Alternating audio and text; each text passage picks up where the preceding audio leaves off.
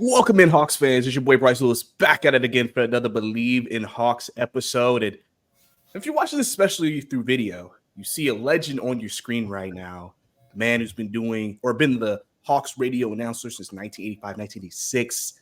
Basically, if you could have grew up with this man, Steve Holman. Welcome into the show, sir. Also part of the Atlanta Sports Hall of Fame. How are you doing today? Great, Bryce. Thank you. Thanks for having me on. Yes, sir. Appreciate you coming on, man, for sure. And obviously, you've seen a lot of things throughout your tenure of covering or being part of the Hawks organization. And, this season, I think for a lot of people is a bit of an interesting one.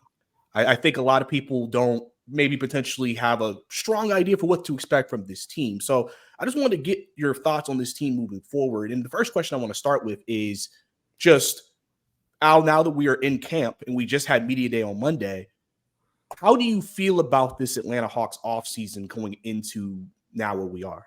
I think it's been I think it's been sneaky good, really, the offseason. The roster is much deeper than we were last year. I'm sure of that. We've added some veteran guys that are actually going to be a big help, I think, this year and play in games. Larry Nance has been around the block, and what a great guy to have in the locker room and on the bench to just pass his knowledge along to the young guys. And then you've guys, David Roddy's played in the league. He's a good, tough guy. And, I just think the additions of all these guys, Dyson Daniels, who came to us from the Pelicans. I think one of the things, and we heard the other day, as Landry was talking about, they've added a lot of length to the team. Quinn talked about the same thing. All of last year, one of the things that he really wanted us to do was be bigger, have a lot more length. And now we've got all these 6'7" guys and bigger. So I think it's going to help a lot on the defensive side and just the depth of everything. And then you add that to our core guys. I mean, the Hawks didn't really lose a lot of guys. Of course, the big trade for DeJounte, but I think that kind of clears the way for Trae to have an outstanding year. Yeah, I think it's very much important that obviously versatility also included in that as well. Having guys who can guard multiple positions, improving the defensive side of the ball was also a big need of improvement that it seems like they went out and tried to address this offseason. So I want to start with one of those big guys who are expected to help in that, in Dyson Daniels. What are your thoughts on him as a player and what his role could potentially be with this team? Well, I think he's, a defensive specialist, but we all saw him in the Olympics, the job that he did for Australia. And I think that that's going to really help him a lot this year as far as confidence. And, he's a great kid. We all met him, when he first got here and the other day again at media day. So I think he's going to be a big help to the team. And I just think his length and his I saw that one of his goals this year was going to be, get on the all defensive team. And that's a great thing. The Hawks, we haven't had anybody on the all defensive team for a while. So I think that would be a good thing for him to help out with that. Yeah, definitely. And if he can reach that goal, that obviously would mean great improvement on the defense. Now, when you look at this team, there's obviously a lot of young guys that are helping to, take that next step this year. Right.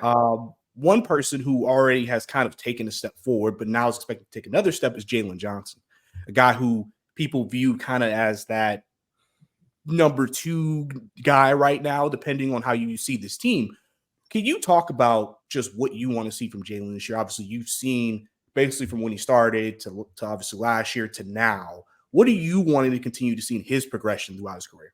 Well, I think he really came on so strong last year. And when Quinn Snyder first got here for those 20 or so games a couple of years ago when he first arrived, he saw something in Jalen, and he started playing him right away. And it really expanded his role and his confidence. And then last year he was off to a great start. He had that broken wrist when they pushed him into the back support in Washington. That kind of slowed things down a little bit. He had a couple of other injuries during the year. But when he wasn't hurt, he was outstanding. And I really think that if he can stay healthy this year, he's really going to have a breakout year. I mean, last year was a big breakout year for him. And a lot of people around the country were talking about, him as a possible candidate for most improved. And I think if he didn't get those injuries late in the year, he might have had a shot at that. So this year, I think he's really ready to step forward and be in that, probably in that starting lineup, I would think. And, we'll know more in a couple of weeks after the preseason games. But I think he's really going to be on the cusp of having just something really, really fun happen for him and the team. Yeah, and I think too with Jalen, it's like he's still super young, still, like I said, has a lot of talent. We can see the talent.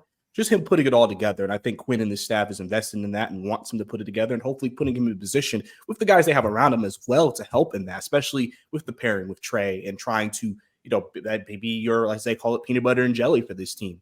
Right. So now that brings me into the first pick of the draft, Risacher, and just him in his role on this team. I think people are trying to figure out, is he going to maybe be a starter? What is his best role in his first year? People hear number one pick and think he has to be at the forefront of everything, but maybe in this particular situation, because the Hawks are not a normal number one pick team, as some people say from this past year, where do you see Risacher fitting into that picture for you? Well, it seems to me that if he's going to be ready when the season starts or some point during the season, he will start. I think he's going to have a big role on the team, though, one way or the other. I mean, he's the number one pick in the draft, and everybody's been very, very impressed with what they've seen from him so far since he's been, training camp just started. But since he's been in town, he's been working out at the facility.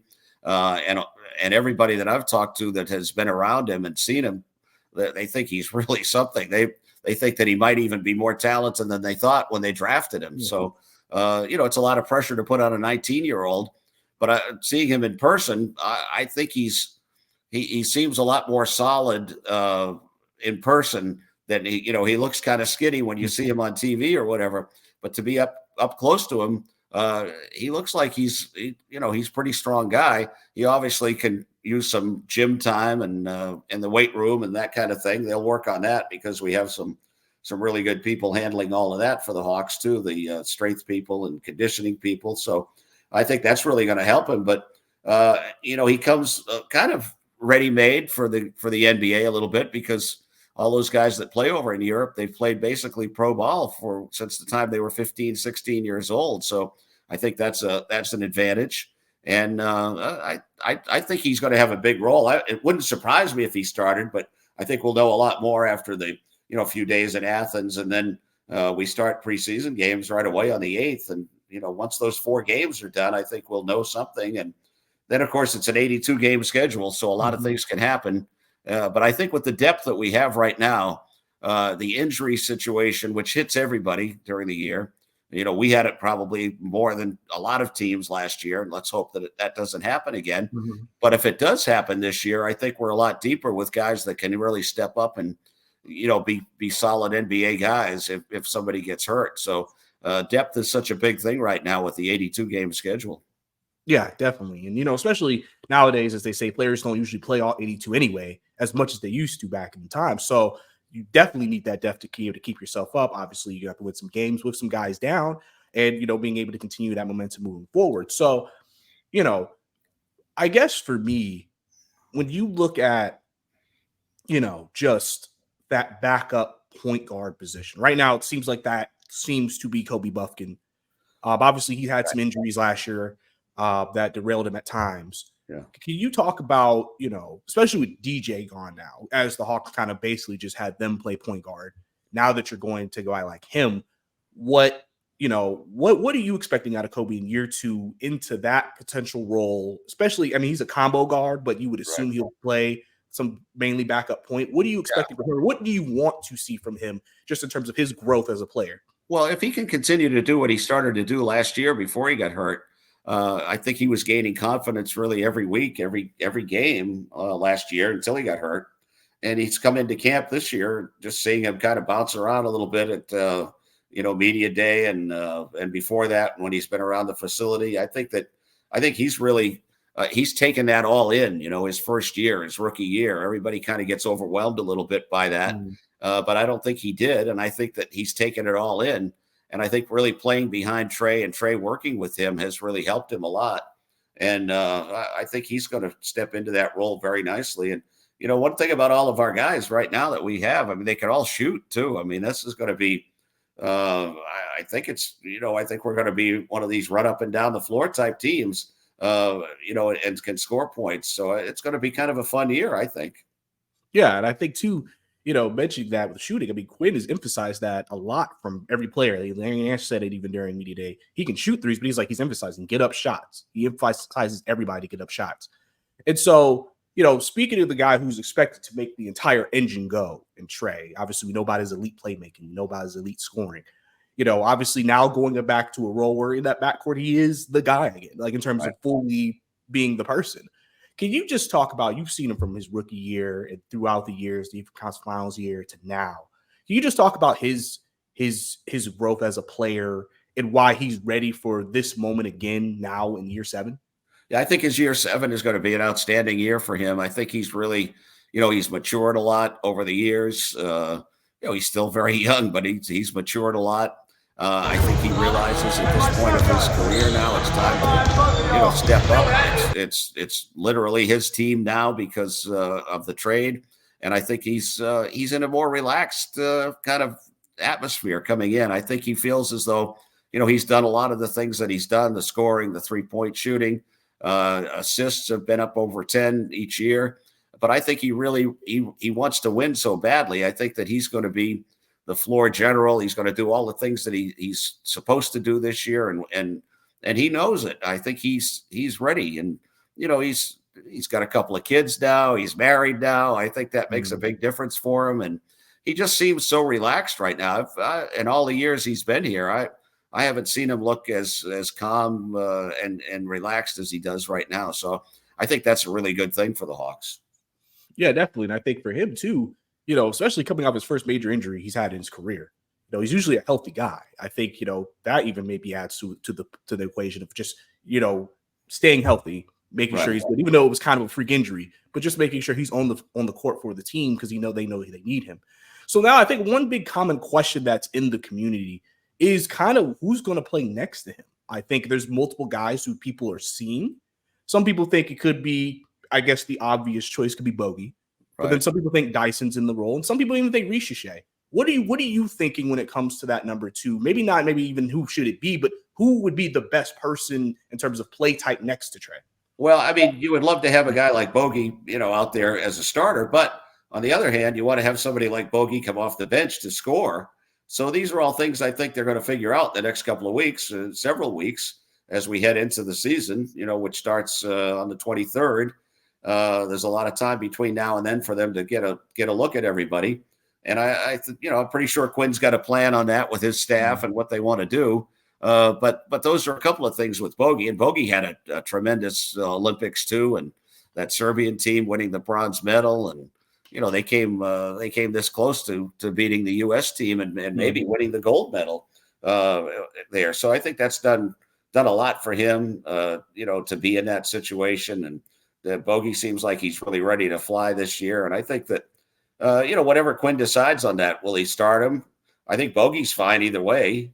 Somebody asked him the other day, I think at media day, about sixth man, what do you think about winning the sixth man award? And I think he was kind of taken back by that a little bit, thinking, well, I might be the starter. I might not be the sixth man. So, I think whichever role, he's fine with it though, because he's been around the block. He's a veteran and he wants to win too. I mean, he's been here a while now. He's very comfortable here. So I think that he's fine either way. So I don't know what they're going to decide on who's going to start, but they have plenty of options. We know that. That's a good thing. Yeah, that's definitely a good thing for sure. And I think too, even in that question he mentioned, he was just like, at the end of the day, I want to make the playoffs. Like you mentioned, he wants to win. Yeah, he doesn't care as long as they get into the playoffs and like to get in that top 6, to avoid the dreaded play-in games. Yeah, definitely. So obviously that just shows you where his mindset is when it comes to all of that. So one other question is like the center position. Obviously, Clint's been here for a while. He's in his contract year. Kongu's a guy who they extended last year. A lot of people have kind of been in this, I'm ready to see a Kongu take over. We don't know, obviously, right now what the plan is. We'll see as, like you say, camp goes on. Can you just talk about that position for a little bit? Because, I mean, Clint still has significant value to this team with his rebounding, his defensive presence, his rim protection. But obviously, Okongwu brings a different type of flavor to when he plays. Can you just talk about those two guys and just how important it has been for them to have 40 minutes of good center play? I think they do kind of complement each other, too. And that's another one of those cases where, I'm pretty sure Clint will be the starter most nights. And Onyeka, be like we said, injuries happen all year long. So there's going to be plenty of opportunities for a lot of different guys to start. And I think Onyeka is one of those guys. And he has to stay healthy, too. I mean, that's one of the things that he's had problems with throughout his career to now. He gets hurt, and I think he wants to try to do all the things he could do during the offseason to be 100% healthy. Remember last year he came in, he wasn't, it took him a while to get back to 100%. And coming in, everybody, and Quinn mentioned this the other day too. I mean, everybody's pretty much healthy, 100% coming in. And that's one of the great things that you want. And these 4 preseason games, I'll see how Quinn decides to play it, but he's got a chance to get everybody in there, I think, and get a look at everybody over the 4 games. Yeah, definitely. And I think, you'll be able to obviously, when you figure things out in practice, get some things down, work on your sets, things like that, give you a better idea of what everybody can do and what may be more ideal in terms of different lineup rotations they potentially could have. Right. So going to Quinn, obviously he had a unique situation the way he came in as head coach, had his first full year last year. Now he's entering his second full year as the Hawks head guy. Can you go into a little bit about just what you think the job that Quinn has done in the situation that he was put into and where they are now, and in just the vision that he is trying, or the vision that he's trying to create here with this Atlanta Hawks team? Well, I think he was, he came in with those 20 games left, and it was a very unique situation, like you said. But thank goodness that Kyle and Landry had reached out to him when they did. Because that summer he probably would have had any job he wanted around the NBA. And it turns out he wanted this one. And he came here when he did and got that jump start on it, looking at, 20 games. And like we talked about Jalen Johnson, he got a chance to see him in person for 20 games. So I think Quinn has done an outstanding job. I really, it fascinates me every time I'm around him at shoot-arounds or whatever, game days, just how deep he is. He's a deep thinker. He's a basketball guy. I mean, he's always got the wheels turning, so I think that you give him the people that he wants, and I think we're pretty close to that now with this roster, that I think there's going to do some special things. Yeah. And can you even touch a little bit on that, just getting the players that you want? Because obviously every time you bring a new regime in or a new coach in, there's a certain way they want to play and they need certain players for it. Can you talk about how important that could be for the Hawks in terms of having success this season, maybe? Well, I think he's had a big role with, Landry and Kyle, and, going to the players that he wants here and the type of players that he wants. And I think that he's happy right now with what we've brought in. And I know he and Trae are really, really great together. The two of them have hit it off right from the time he got here. And, you've been around, that Quinn's been always one of Trae's, biggest supporters since he got here. And, even when people would say this and that about him, Quinn would say, hey, no, Trae's done everything we want him to do. So I think Quinn is the perfect guy for this situation right now. And, he's had a lot of success in the league as a head coach with Utah and coming here. And I think we're lucky to have him. Yeah, and I think, some people give heat to Quinn sometimes, and I always say that, listen, I feel like with what has been this team and what has happened, I think he's done as good of a job as he can. Obviously, there's always things you could say someone could be better at, but no one's perfect in this league. So you just want to see the baseline for what they want to be moving forward and going into the future. So, even going into it with the front office, Landry took over, Kyle Korver has been in there. Just can you talk about the job they've done in terms of just restructuring this roster as they've kind of done over the last couple of years since that Eastern Conference Finals run? Well, the two of them came in and really had not done this before. So one of the great things about the two of them, Landry and Kyle, is that they've been able to reach out to people within the organization and like with Quinn, find out what he wants. There's a certain type of player that they want, not only basketball wise, but the like attitude, this and that, and off the floor. And I think they're kind of blending that all together right now too, with the type of players that they want. So I think they've done a great job that way. That they've taken the roles that they have as GM and assistant GM, but at the same time, they've reached out to people for all the assistance that they need. And I think that's one of the things that they're able to listen to everybody and take everything in. Yeah, and I think, like I said, first time they're doing this, that is an experience. You're learning things on the job while also trying to create a vision that they see fit. That's why they've always talked about collaboration has been big for them. Obviously, collaborating with Quinn, collaborating with each other. It's just being in communication and making sure that everybody's on the same page about what they want to do as they continue to move forward. Yeah. So now heading back to the players, DeAndre Hunter, he's a guy who, some people, I guess, view as the battle player here. Quinn has mentioned him as he's their best wing defender on this team. So his value is very, very high to him. Can you talk about DeAndre for a minute and just him as a player? Well, he's had his injury problems too over the years, and I just seeing him, a little bit before this season starts.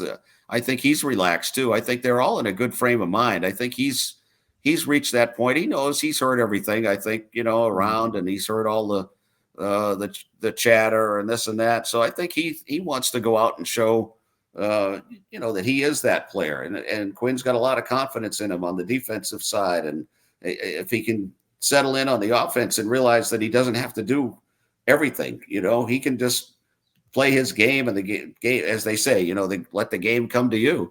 And I think if he does that, he can do some really good things and be, an outstanding player. I mean, he was the number 4 pick in the draft, 4 or 5, whatever he was. But so there's a reason for that. He won a national championship too in college. So I think that he's got all the ability, all the tools. So I think his head is in a good place right now coming in. Yeah, and I think it's very important for him because he also, I would say, had one of his best 3-point shooting seasons last year. So he had a career high there. I think he had a really good offensive season last year. Now, he doesn't have to go do everything. If he stays out there and can shoot those and play defense, I think that'll take a lot of the pressure off him. I think sometimes he feels like he has to do too much as far as go to the basket, do all those things. If he can just concentrate on things and let everybody, what was the old Bill Belichick, do your job type thing. If everybody does that, it's all going to work out. Yeah, that'd be big for him, especially, like I said, the value he brings to this team, what they want from him, things he can do, and that helps them out, especially on the defensive end as well. Now, is there any player that we haven't talked about yet that you maybe are like, hey, keep an eye on this guy going into this season? I think we've hit them all pretty well. I think I'm looking forward to seeing Larry Nance. I think he feels, talking to him the other day, I mean, he's excited to be here, and he said a few things like, it was so hard to play against Trae all these years, and now he's going to play with him. So all those guys that have been around, I think they're going to find playing with Trae is a lot better than maybe they could see from the outside or what they hear from the outside.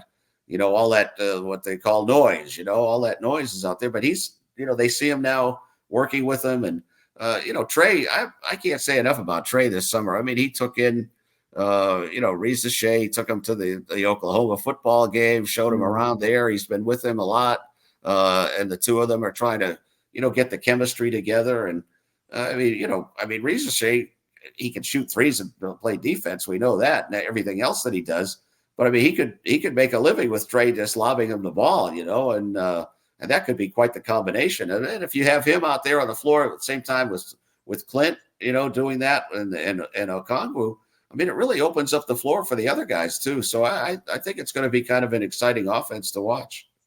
Yeah, listen, there ain't no wrong with exciting offense, man. Right, exactly. Put people in the seats, man, for sure. But one last question for you before I let you go, Steve. Just want to get your thoughts on the passing of Dikembe Mutombo. Obviously, lost during media day there earlier this week. Obviously, you were here when he was in Atlanta, played for Atlanta for a few years. Can you just give me your thoughts on the passing of a legend like that? Yeah, he had 4.5 really good years here. It was